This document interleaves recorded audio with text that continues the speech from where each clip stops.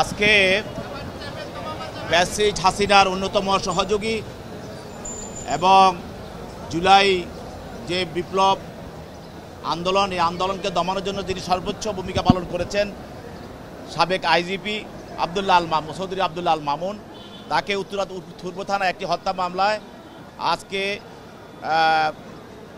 তদন্তকারী কর্মকর্তা তাকে 10 দিনের রিমান্ড প্রার্থনা করেন। সে মামলার এজাহারনামী আসামি, তার পক্ষে তার আইনজীবীরা ছিল এবং তারা রিমান্ডের বিরুদ্ধে তারা বক্তব্য রেখেছে এবং জামিনের প্রার্থনা করেছে।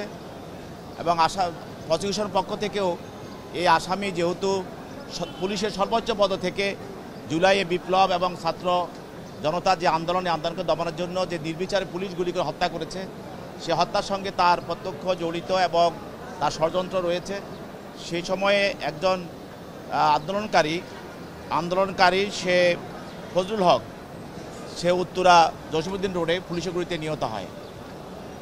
এই হত্যায় যেহেতু অন্যান্য আসামিদের বিষয় এবং আরও অধিকতর তদন্ত করার জন্য তদন্তকারী কর্মকর্তা রিমান্ডের প্রার্থনা করেন এবং 10 দিন রিমান্ড প্রার্থনা করেন। বিজ্ঞ আদালত উভয়পক্ষের শুনানি পর তার বিরুদ্ধে 3 দিন রিমান্ড মঞ্জুর করে তাকে তদন্তকারী কর্মকর্তার হেফাজতে প্রদান করেন।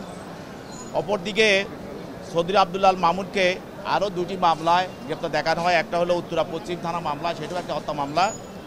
আর একটা দেখা হয়, এটা হলো মিরপুর 24/24 এই মামলাও তাকে।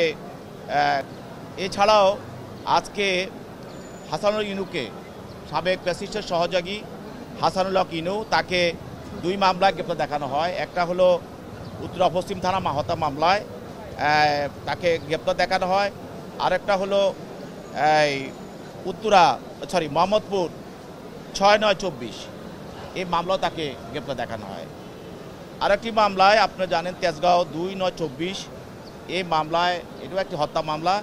এই মামলা আজকে গ্রেপ্তার দেখানো হয় সাবেক মেজর জেনারেল জিয়াউল হাসান, যিনি হত্যাযজ্ঞের সঙ্গে তিনি জড়িত ছিলেন, এবং আয়নাগরের রূপকার জিয়াউল হাসান এবং জাহাঙ্গীর আলম, একজন সাবেক সচিব, আমির হোসেন আমু, 14 দলীয় জোটের মুখপাত্র এবং সমন্বয়কারী এবং ফ্যাসিস্টের অন্যতম সহযোগী আমির হোসেন আমু, এবং আরেকজন আওয়ামী লীগ নেতা জামাল হোসেন, তাকেও এই মামলায় এদেরকে গ্রেপ্তার দেখানো হয়।